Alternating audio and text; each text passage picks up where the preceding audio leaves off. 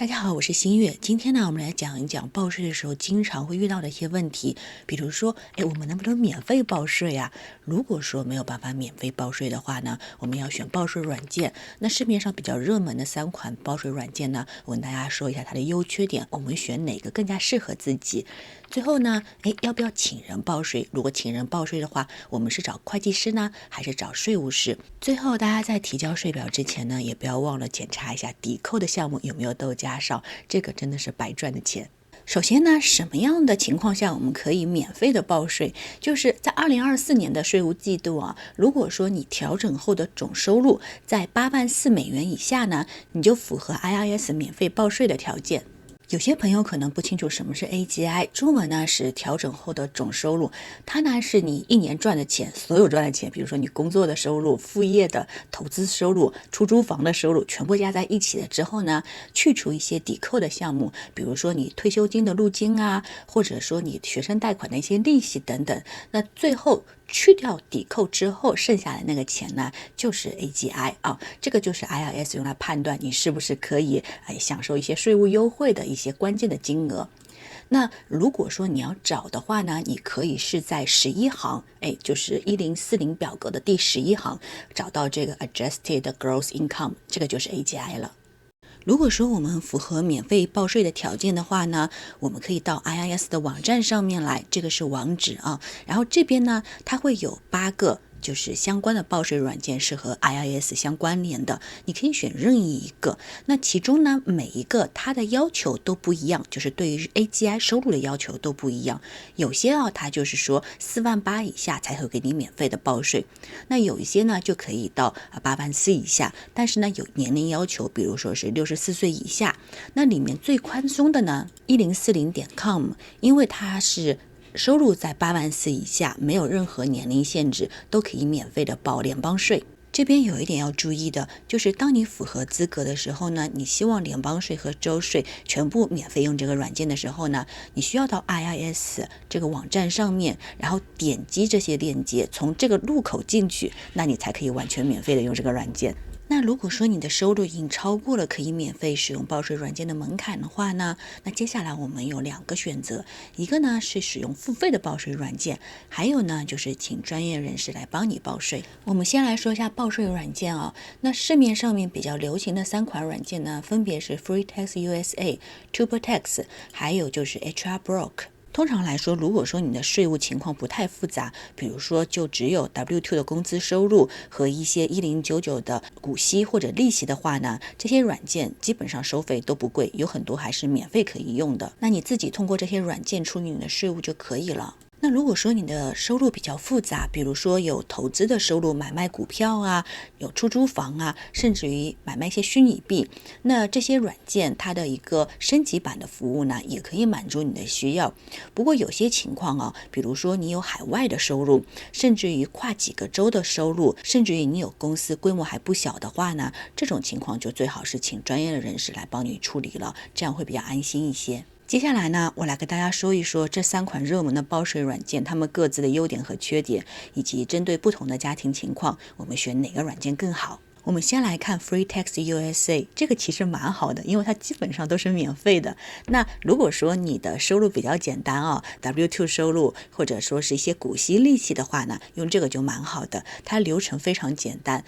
唯一一个缺点呢，可能就是它自动化的比较少。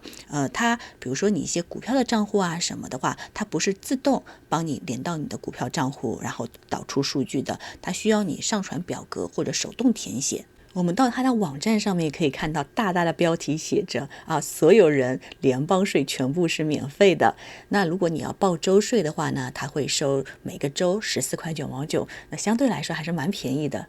这边一些比较复杂的情况，它其实也是免费的，比如说我们有出租房、投资收入、买卖股票，这些在其他报税软件都是要收费的项目呢，它这边也全部都是免费的。甚至于说，如果是你有个小公司的话，或者是你是自雇者的话，它这边报联邦税也是免费的，这点就挺好的。它这边也列出来，它的收费项目呢，基本上就是3个，一个就是报周税的时候收你14.99，还有一个就是799跟49.99，这2个呢，分别是799的话，就是在线的一个问题，它会帮你支持的，这个收你799。那如果你要打电话问人工的话呢，它就是收你49块9毛9。基本上我感觉这个软件就可以满足我们大部分人报税的需求了。那如果说你的税务比较复杂的话呢，你就可以用 TurboTax， 它呢就是基本上大部分的你的税务状况它都可以满足。缺点呢就是它收费比较多啊，它的界面做得非常好，而且它的自动化非常多，你可以直接连接到你各个券商或者是股票的账户，甚至于银行账户，它可以把你所有的税务的软件都导到它的报税软件里面，用起来很方便。但是你一旦有什么问题的时候啊，它这个推销的人工服务就开始了啊！你要不要电话人工服务啊？你要不要在线人工服务啊？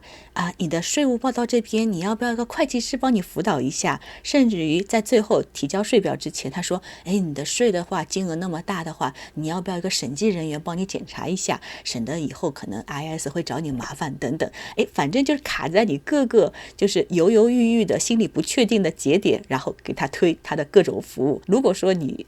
接受了他各种各样的服务的话，最后一看这个价格就比较高了。我们到 TurboTax 的网站上面可以看到它的产品服务还是蛮全的，它除了在线版本之外呢，还有可以下载到电脑上的一个电脑版。两者的区别呢，就是如果说你的税务比较复杂的话，离线版本呢会相对于便宜一些。在线申报的话呢，根据你税务的复杂程度，它是从免费到139不等的。那其中呢，如果说你购买它一些人工服务的话呢，它也会额外的再收你一笔钱。离线版本呢，它是可以e-file 5个不同的联邦税。周税的话，如果说你把税表下载下来寄给 IRS 的话，这个也是免费的。那如果说你想省点麻烦 e-file 的话呢，每个州它会独立收一份钱的，只有这个豪华版是可以 e-file 一个州的州税的。那豪华版跟基本版的区别呢，是一个就是它多了一个州税可以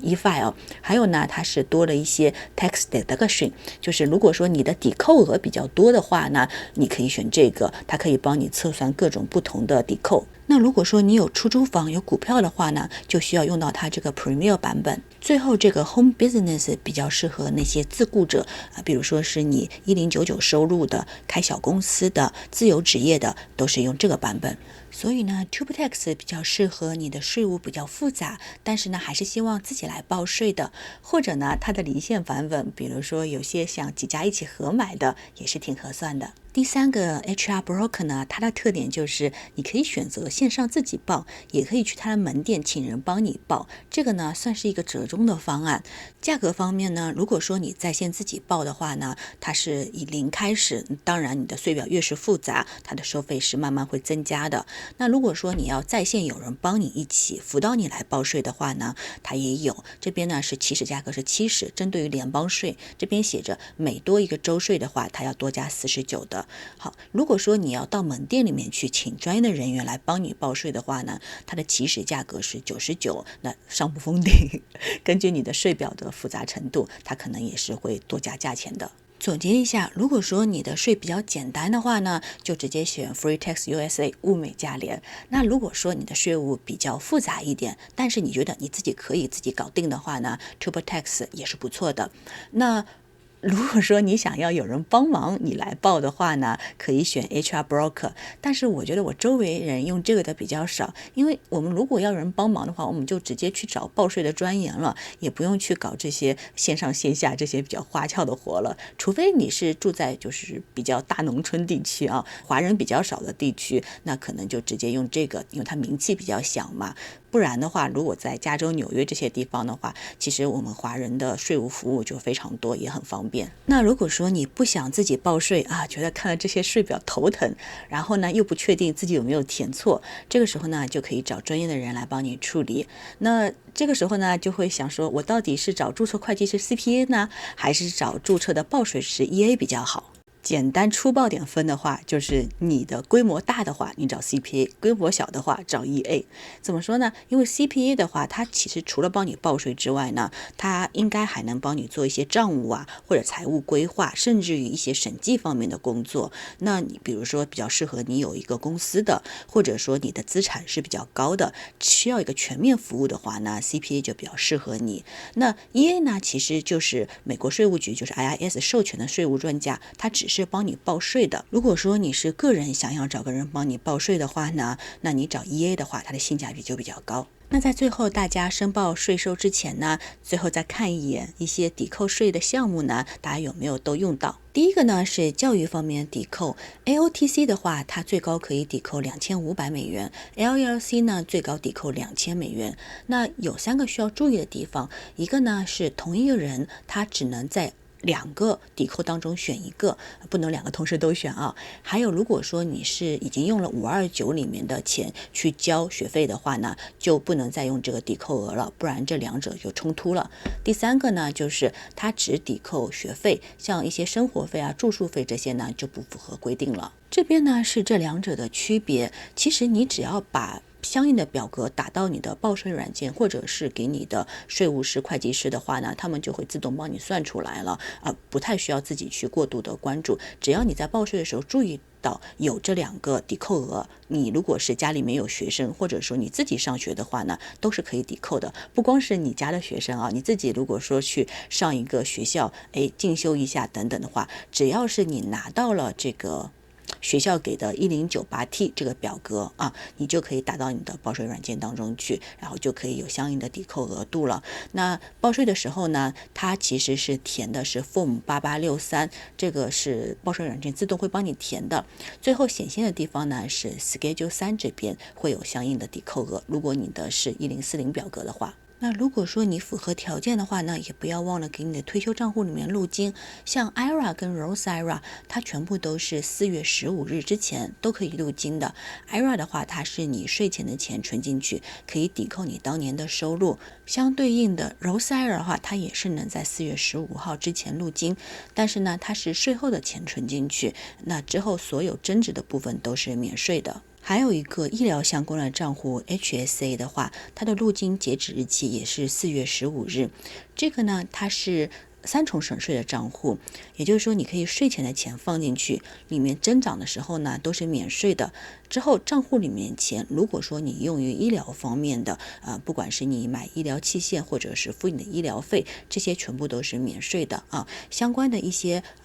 情况呢，我是写在这边，同时你可以看我另外一期视频，就是如何合法省税的那期视频，讲了非常多的怎么样省税的方式。今天呢，我们聊了一下报税的时候经常会遇到的一些问题，希望这期影片可以给你报税的时候呢提供一些的帮助。给我点个赞吧，让我继续有动力跟视频我频道里面呢关于税务的问题呢还出了几个相关的影片，比如说我们投资的时候怎么样报税，怎么样省税还有就是一些合法省税的方式。如果说你对于其他的像美债或者说定存ETF 感兴趣的话呢，也可以在我频道找到非常多的影片。好，那今天就到这边了，有问题给我留言，我们下期再见，拜拜。